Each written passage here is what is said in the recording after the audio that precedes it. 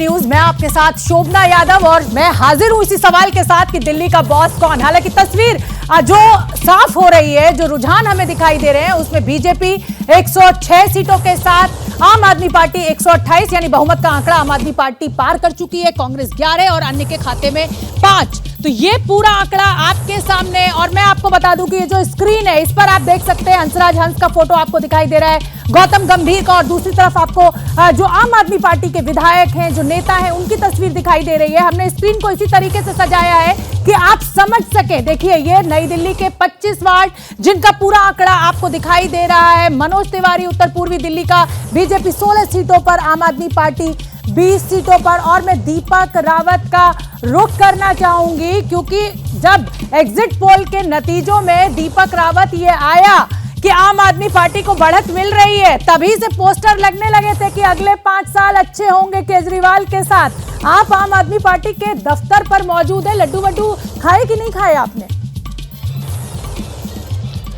शोभना, सुबह जब हम यहाँ पर पहुंचे थे तो माहौल कुछ ऐसा था कि अब थोड़ी देर बाद लड्डू बंटने शुरू हो जाएंगे, लेकिन अभी के माहौल को अगर आप देखें और समझें तो स्थिति ऐसी है कि जिस तरीके के रुझान आ रहे हैं, जिस तरीके के नतीजे आ रहे हैं और कांटे की टक्कर जो नजर आ रही है, उसके बाद से पार्टी के जो कार्यकर्ता हैं वो भी थोड़ा थमे हुए हैं। वो इंतजार कर रहे हैं कि क्लियर मेजॉरिटी नजर आए और समझ में आए कि किस तरफ ऊंट करवट बैठ रहा है, उसके बाद ही कुछ सेलिब्रेशन हो। यह मैदान उसी के लिए बनाया गया है कि ताकि यहाँ पर आम आदमी पार्टी के कार्यकर्ता समर्थक जुट सके। सामने आप देख रही हैं मंच, जहाँ पर अरविंद केजरीवाल को स्पीच देनी है, लेकिन इस वक्त मैं आपको खबर दे दूं तो अरविंद केजरीवाल, मनीष सिसोदिया, भगवंत मान तीनों ही बैठे हैं अरविंद केजरीवाल के घर पर, सीएम आवास पर, और पैनी नजर बनाए हुए हैं इन तमाम रुझानों पर कि किस तरीके के नतीजे आ रहे हैं। और उसके बाद की स्थिति आप समझिए कि पार्टी के कार्यकर्ता भी अभी इसी उधेड़-बुन में है कि सेलिब्रेशन कब शुरू करें, किस तरीके से करें। लेकिन स्थिति अभी ऐसी है कि हर किसी की निगाह सिर्फ टीवी पर टिकी है और नतीजे किस तरीके से आते हैं उसके बाद ही आगे की स्थिति साफ हो पाएगी। बिल्कुल, और हम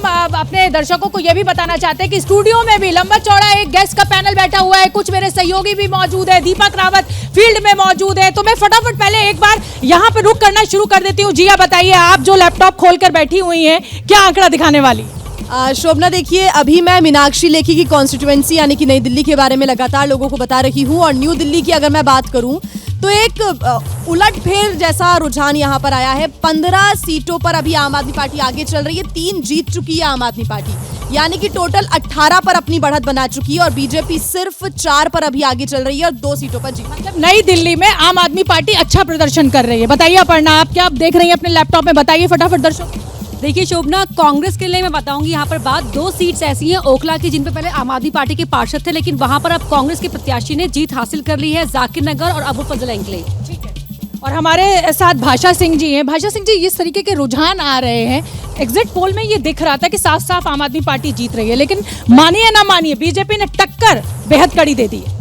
बीजेपी ने टक्कर नहीं दी, आम आदमी पार्टी ने टक्कर दे दी। 15 साल से बीजेपी का शासन था और एमसीडी को हासिल करने के लिए जितनी कवायद केंद्र सरकार ने की, सारा परिसीमन दोबारा किया, एमसीडी को जोड़ा, और ये लग रहा था कि एक मास्टर स्ट्रोक है। मुझे लगता है यहाँ अमित शाह जी का मास्टर स्ट्रोक थोड़ा सा गड़बड़ा गया है। अमित शाह जी का मास्टर स्ट्रोक गड़बड़ा गया है। आपका आंकलन क्या कह रहा है? देखिए, कुछ भी कहिए, ऐसा लग रहा था कि 15 साल की सत्ता के बाद बीजेपी साफ हो जाएगी, आम आदमी पार्टी की लहर होगी, चाहे विधानसभा चुनावों में नतीजे देखे हो। आप एबीपी पे जो एग्जिट पोल था उसी पे देखिए, एग्जिट पोल में 145 से 50 सीटें दी जा रही थी, तो अभी भी आम आदमी पार्टी की 130 सीट तो आती दिखाई पड़ रही है। तो ऐसा कोई एग्जिट पोल और इसमें फर्क नहीं है, और अभी कुछ सीटें उनकी बढ़ भी सकती हैं। 182 सीटें थी पिछली बार, बीजेपी ने बहुत ही अच्छी जीत दर्ज की थी। आम आदमी पार्टी की तो शायद 40-45 के करीब सीटें थी। बड़े पैमाने पर भाजपा का वोट भी कम हुआ है, सीटें भी कम हुई हैं।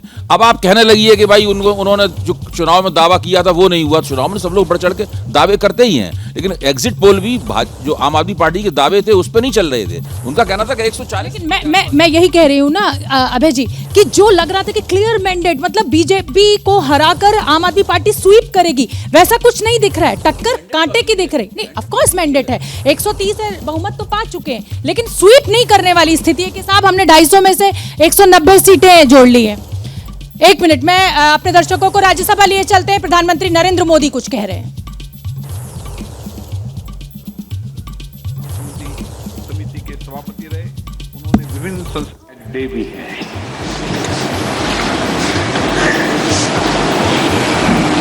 आदरणीय सभापति जी, आप तो झुंझुनू से आते हैं। झुंझुनू वीरों की भूमि है। शायद ही कोई परिवार ऐसा होगा कि जिसने देश की सेवा में अग्रिम भूमिका न निभाई हो। और ये भी सुनने में सुहागा है कि आप स्वयं भी सैनिक स्कूल के विद्यार्थी रहे हैं। तो किसान के पुत्र और सैनिक स्कूल के विद्यार्थी के रूप में मैं देखता हूं कि आप में किसान और जवान दोनों समाहित हैं।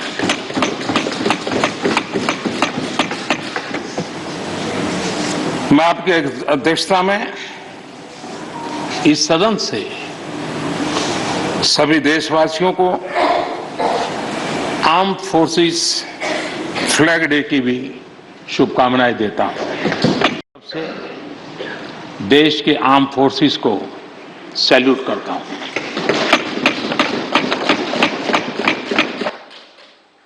सभापति महोदय, आज संसद का ये उच्च सदन एक ऐसे समय में आपका स्वागत कर रहा है जब देश दो महत्वपूर्ण अवसरों का साक्षी बना है। अभी कुछ ही दिन पहले दुनिया ने भारत को G20 समूह की मेजबानी का दायित्व सौंपा है। साथ ही ये समय अमृत काल के आरंभ का समय है। ये अमृत काल एक नए विकसित भारत के निर्माण का कालखंड तो होगा ही, साथ ही भारत इस दौरान विश्व के भविष्य की दिशा तय करने में भी बहुत अहम भूमिका निभाएगा।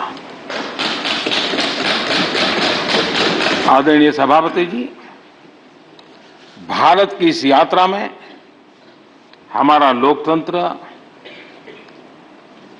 हमारी संसद, हमारी संसदीय व्यवस्था, उसकी भी एक बहुत महत्वपूर्ण भूमिका रहेगी। मुझे खुशी है कि इस महत्वपूर्ण कालखंड में उच्च सदन को आपके जैसा सक्षम और प्रभावी नेतृत्व मिला है। आपके मार्गदर्शन में हमारे सभी सदस्यगण अपने कर्तव्यों का प्रभावी पालन करेंगे। ये सदन देश के संकल्पों को पूरा करने का प्रभावी मंच बनेगा। आदरणीय सभापति महोदय, आज आप संसद के उच्च सदन के मुखिया के रूप में अपनी नई जिम्मेदारी का औपचारिक आरंभ कर रहे हैं। इस उच्च सदन के कंधों पर भी जो जिम्मेदारी है, उसका भी सबसे पहला सरोकार देश के सबसे निचले पायदान पर खड़े सामान्य मानवीय के हितों से ही जुड़ा है। इस कालखंड में देश अपने इस दायित्व को समझ रहा है और उसका पूरा जिम्मेदारी से पालन कर रहा है। आज पहली बार महामहिम राष्ट्रपति श्रीमती द्रौपदी मुर्मू के रूप में देश की गौरवशाली आदिवासी विरासत हमारा मार्गदर्शन कर रही है।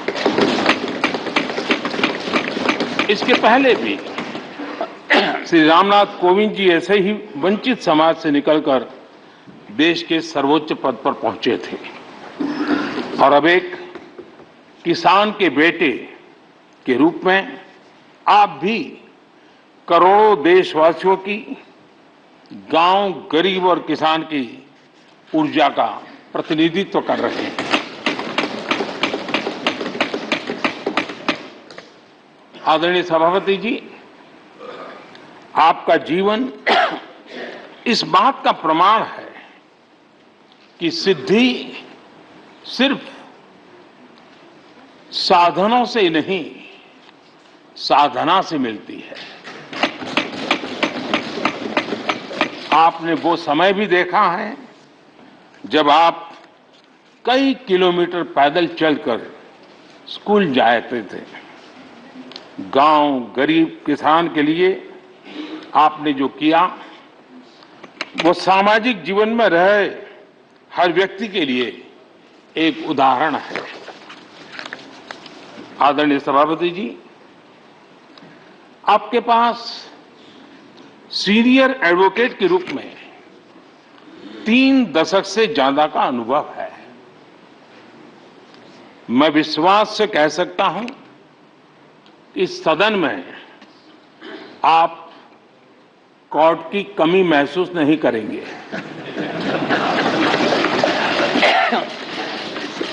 क्योंकि राज्यसभा में बहुत बड़ी मात्रा में वो लोग ज्यादा हैं जो आपको सुप्रीम कोर्ट में मिला करते थे, और इसलिए वो मूड और मिजाज भी आपको यहां पर जरूर अदालत की याद दिलाता रहेगा। आपने विधायक से लेकर सांसद, केंद्रीय मंत्री, गवर्नर तक की भूमिका में भी काम किया है। इन सभी भूमिकाओं में जो एक बात कॉमन रही वो है देश के विकास और लोकतांत्रिक मूल्यों के लिए आपकी निष्ठा। निश्चित तौर पर आपके अनुभव देश और लोकतंत्र के लिए बहुत ही महत्वपूर्ण है।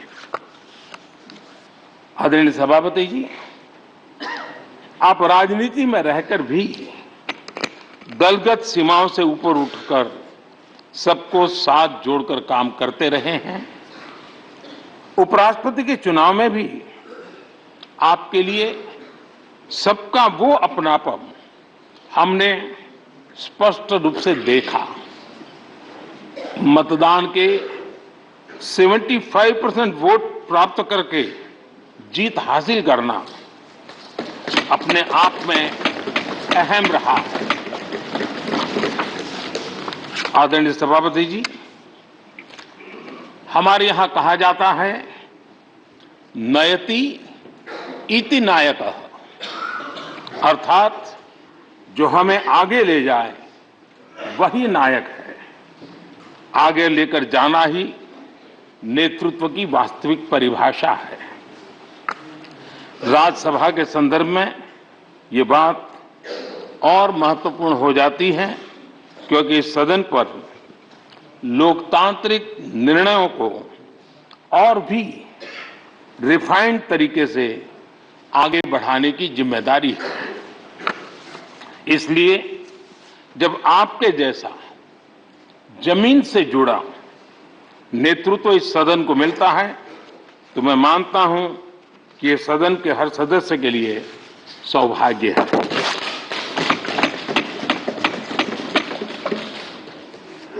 आदरणीय सभापति जी, राज्यसभा देश की महान लोकतांत्रिक विरासत की एक संवाहक भी रही है और उसकी शक्ति भी रही है।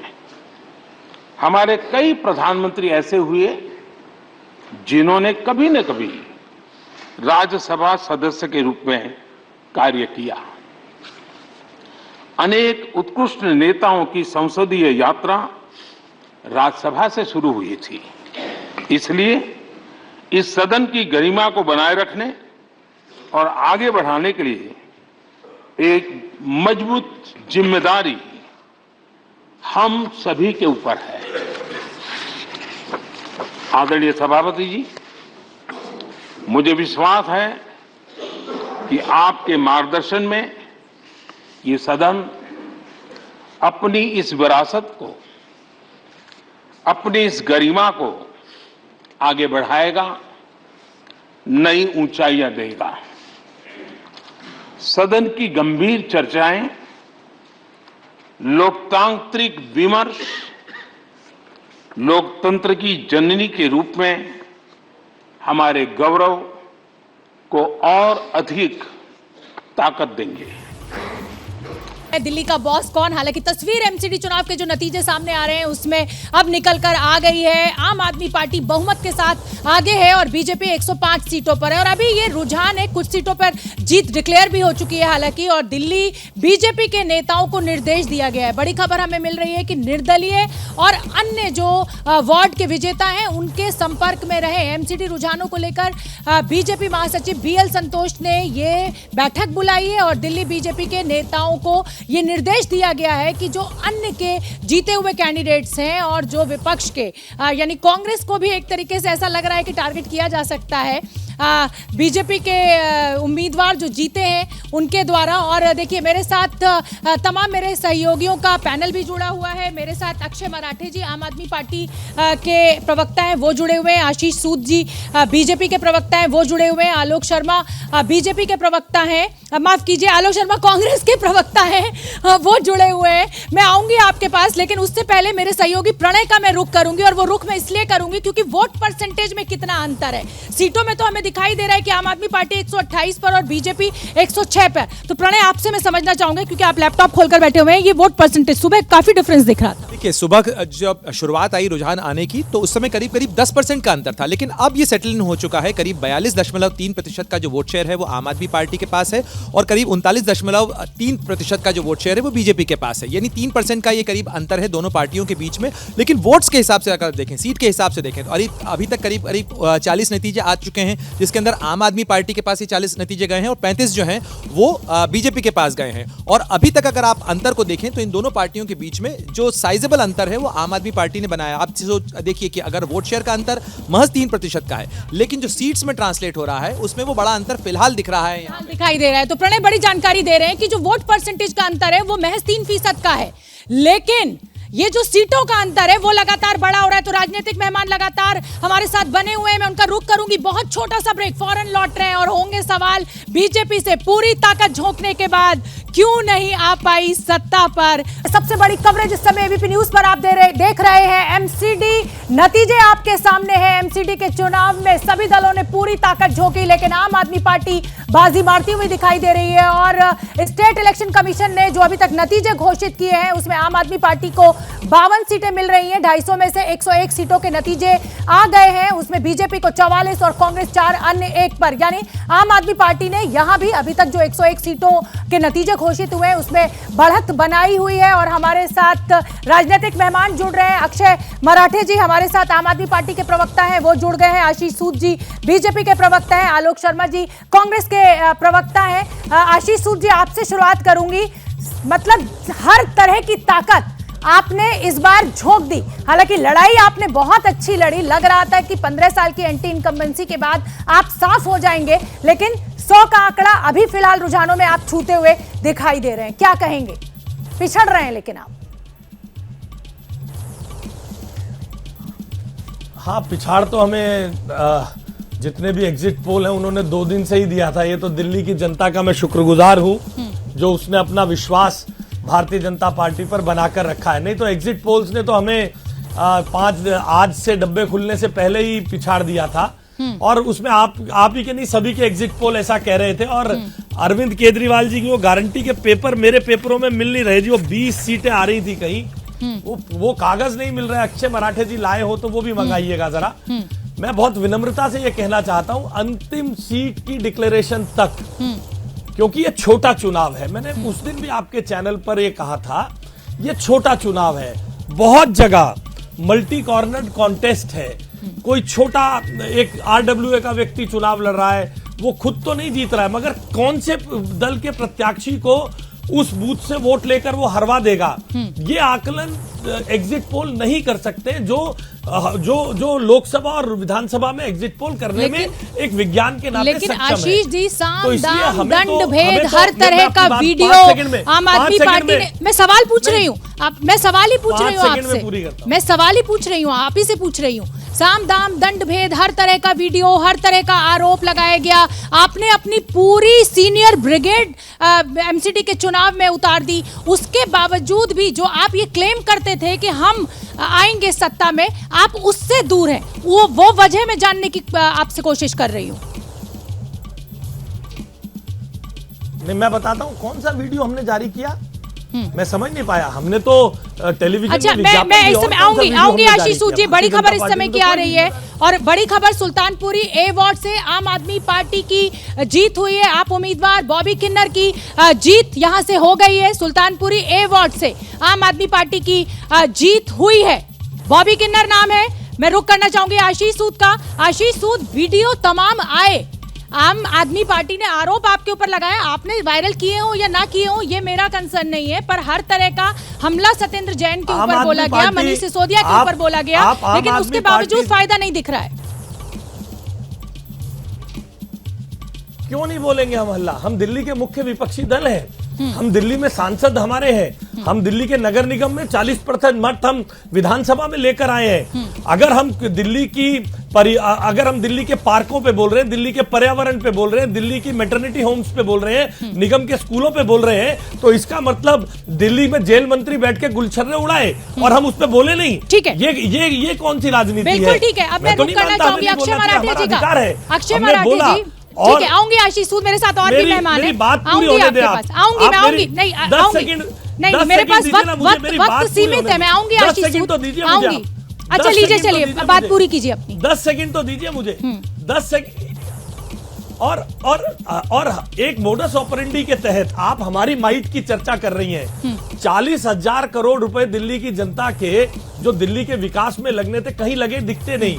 इतना बड़ा मीडिया का तंत्र, मीडिया में तरह तरह कोई मोडस ऑपरेंडी नहीं है, मेरी नौकरी ही सवाल पूछने की है, चाहे सत्ता पक्ष हो चाहे विपक्ष हो, चाहे जनता हो, मेरी कोई मोडस ऑपरेंडी नहीं है। मैं आम आदमी पार्टी के बारे में कह रहा हूँ। ठीक है, इस समय बड़ी खबर आ रही है, मैं आम आदमी पार्टी के बारे में कह रहा हूँ। बिल्कुल आम आदमी पार्टी इतने बड़े ठीक है। एमसीडी में एआईएमआईएम को 1% से भी कम वोट मिला है। अभी तक की गणना में एआईएमएम को 0.53% वोट मिला है। तो ओवैसी की पार्टी 15 सीटों पर चुनाव लड़ रही थी, लेकिन कहीं भी नामो निशान दिखाई नहीं दे रहा है। अक्षय मराठे का मैं रुख करना चाहूंगी। अक्षय मराठे, आप बहुमत छूते हुए नजर आ रहे हैं। 100 सीटों का जो आंकड़ा घोषित, जो सीटों घोषित भी हो चुकी है, उसमें भी आपने बढ़त बनाई हुई है, लेकिन जो अप्रत्याशित नतीजों की बात अरविंद केजरीवाल लगातार कर रहे थे, वैसा कुछ देखने को नहीं मिल रहा है।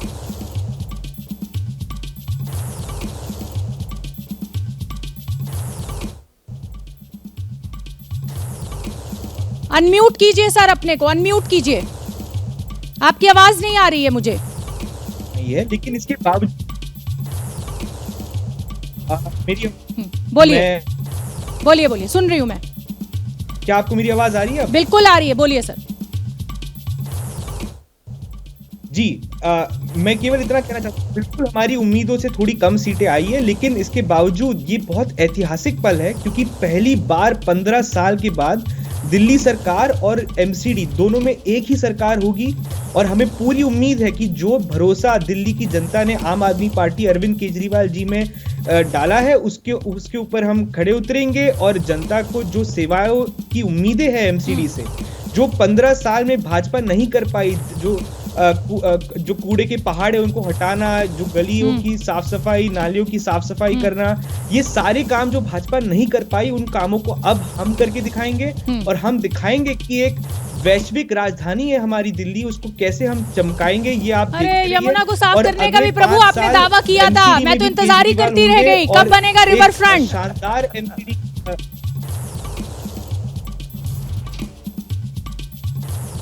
नहीं, बिल्कुल बनेगा। हम देखिए 2020 के चुनाव में हमने 5 साल का वक्त मांगा था, 2025 के पहले आप देखेंगे यमुना साफ की जाएगी।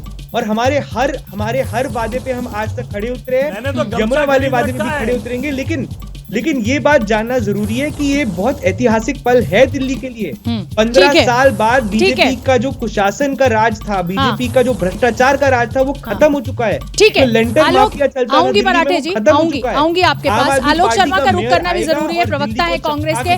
आलोक शर्मा जी, सवाल भी आप ही तय कर दीजिए, जवाब भी आप तय कर दीजिए, क्योंकि आप जानते हैं कि मैं आपसे क्या पूछूंगी।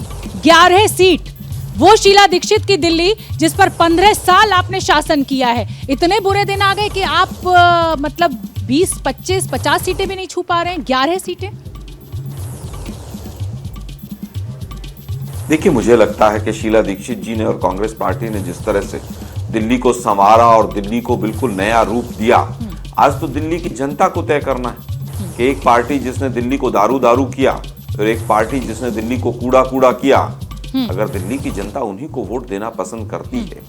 कांग्रेस पार्टी ने 15 साल में दिल्ली को किस तरह से एक अग्रणी शहर बनाया और इन लोगों ने दोनों ने मिलकर जिस तरह से दिल्ली की जनता को ठगा, हमें मतलब कहीं ना कहीं एक कोने में दुख भी है, लेकिन फिर भी हम जो दिल्ली की जनता का निर्णय है उसका सम्मान करते हैं। जिस तरह से गली गली शराब की दुकानें खोली, जिस तरह से कूड़े के मामले में और जिस तरह से 3-3 महीने तक दिल्ली का पॉल्यूशन लेवल मरणासन्न पहुंच रहा है, उसके बाद भी अगर आज ये कहें कि साहब हम फ्री दे रहे हैं और दूसरी पार्टी कहे कि हम हिंदू हैं, इस बात पर वोट दे दीजिए, तो दिल्ली की जनता के विवेक पर हम छोड़ते हैं, उन्होंने शायद सही निर्णय लिया होगा।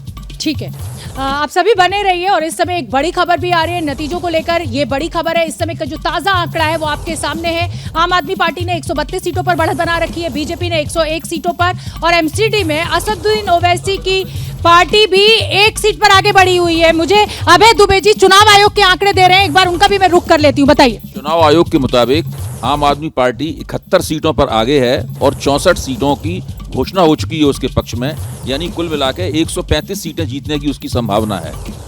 और बीजेपी भारतीय जनता पार्टी 52 सीटों पर आगे है, 50 सीटें उसके पक्ष में घोषित हो चुकी हैं, यानी 102 सीटें जीतने की संभावना है। कांग्रेस 6 सीटों पर आगे है, 4 घोषित हो चुकी हैं, 10 सीटें जीतने की संभावना है।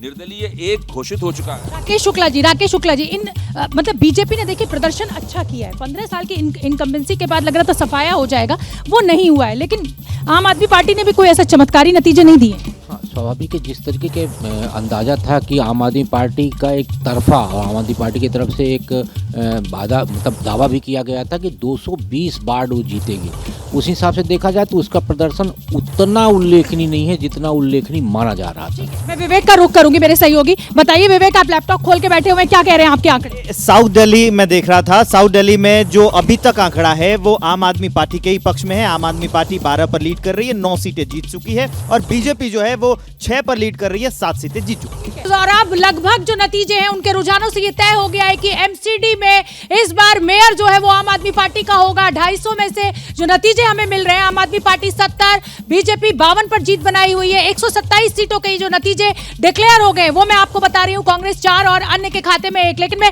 प्रणय का फटाफट रुख करना चाहूंगी, और वो रुख इसलिए करना चाहूंगी क्योंकि चांदनी चौक इलाके से बहुत ही दिलचस्प रुझान आ रहे हैं। रुझान बल्लीमारन इलाके का आ रहा है, और मैं आपको कुछ नहीं बताऊंगी, सीधे प्रणय का रुख करूंगी। शुभना, मैं बल्लीमारा का आपको आंकड़ा बताऊं उसके पहले बता देता हूं चांदनी चौक की तस्वीर क्या है। चांदनी चौक में एकदम कांटे का मुकाबला चल रहा है, बिल्कुल बराबर का मुकाबला, यानी 6 वार्ड के अंदर बीजेपी आगे चल रही, तो 6 के अंदर ही आम आदमी पार्टी है। 9 सीटों के आंकड़े, 18 सीटों के आंकड़े आ चुके हैं, जिसके अंदर 9 के ऊपर बीजेपी, 9 के ऊपर आम आदमी पार्टी, और टोटल जो आंकड़ा है ये करीब। बल्लीमारन तो बता दीजिए। बल्लीमारा का आंकड़ा जो है वो गालिब का इलाका है, बल्लीमारा का इलाका, लेकिन वहां पर अगर आंकड़ा आप देखें तो इस समय मोहम्मद सादिक जो है आम आदमी पार्टी के, वो एक तरफा लीड लिए हुए हैं। अगर आप अंतर देखें बीजेपी और आम आदमी पार्टी के बीच का, तो करीब 9275 वोट।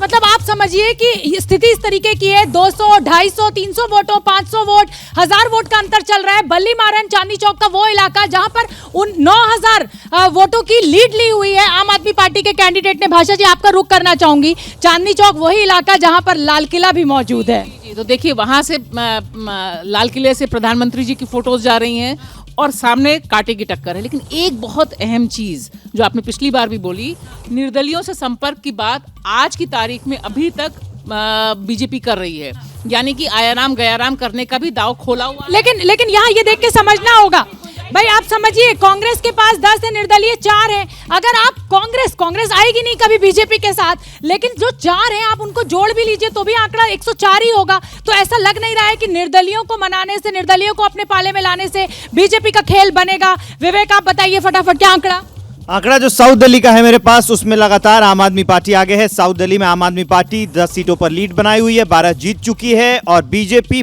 5 सीटों पर लीड बनाई हुई है, 8 जीत चुकी है। समझना पड़ेगा कि आउटर दिल्ली का इलाका हो या साउथ दिल्ली का जो आउटर एरिया, उसमें अनधिकृत कॉलोनी जो है, यानी जो इलीगल कॉलोनीज हैं, वो एक बड़ा मुद्दा है, और आम आदमी पार्टी ने इस मुद्दे को बहुत अच्छी तरह से भुनाया है। क्या कहेंगे आप? देखिए अभी तक के जो आंकड़े आए हैं उस हिसाब से भाजपा और आम आदमी पार्टी के बीच में एक बड़ा अंतर दिखाई दे रहा है। 20 सीट का अंतर है, तो 20 वार्ड का अंतर कवर करने में भारतीय जनता पार्टी कितना सफल हो पाती है वो निर्भर करता है आगे की स्थितियों के लिए। वेस्ट दिल्ली का आंकड़ा भी हमारे पास हुआ है अपडेट। वेस्ट दिल्ली में आम आदमी पार्टी 13 सीटों पर लीड बनाई हुई है, 13 जीत चुकी है।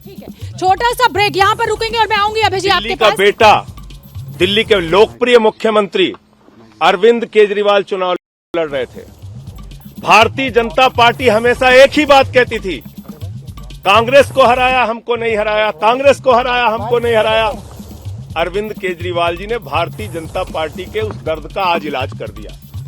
15 साल पुराने किले को अरविंद केजरीवाल और आम आदमी पार्टी ने आज ध्वस्त किया है, कूड़ा राज को खत्म किया है, भारतीय जनता पार्टी के एमसीडी के भ्रष्टाचार के राज को खत्म किया है और भारतीय जनता पार्टी की पूरी डर्टी पॉलिटिक्स को दिल्ली की जनता ने अपने वोट की ताकत से जवाब दिया है।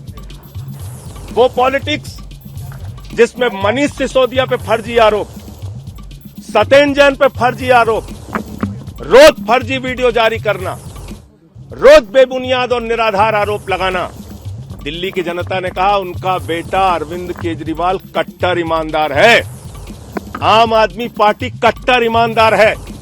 जितनी साजिशें कर सकते हो करो, जितनी गिरफ्तारियां कर सकते हो करो, जितना उत्पीड़न कर सकते हो करो, अपने वोट की ताकत से दिल्ली की जनता ने भारतीय जनता पार्टी को जवाब दिया है। तो आम आदमी पार्टी के सांसद संजय सिंह को आप सुन रहे थे, चुटकी भी ली उन्होंने कि बीजेपी कहती थी कि कांग्रेस को आपने हराया है, बीजेपी को नहीं हराया। तो लीजिए, इस बार कट्टर ईमानदार मुख्यमंत्री अरविंद केजरीवाल ने बीजेपी को हरा दिया है। दिल्ली का बेटा है अरविंद केजरीवाल। जैसे ही घड़ी का काटा दोपहर 2:30 पे आए, बबीता जी का दिल सास बहू साजिश के लिए मचल जाए। और ये है इनकी बहू, पूरे दिन ऑफिस की टेंशन हो जाए गॉन जब ये करें अपना फेवरेट शो फ्री टाइम पे ऑन। इनकी तरह आप भी देखिए अपना फेवरेट शो अपने टाइम पर और डाउनलोड कीजिए एबीपी लाइव ऐप अपने स्मार्ट टीवी पर।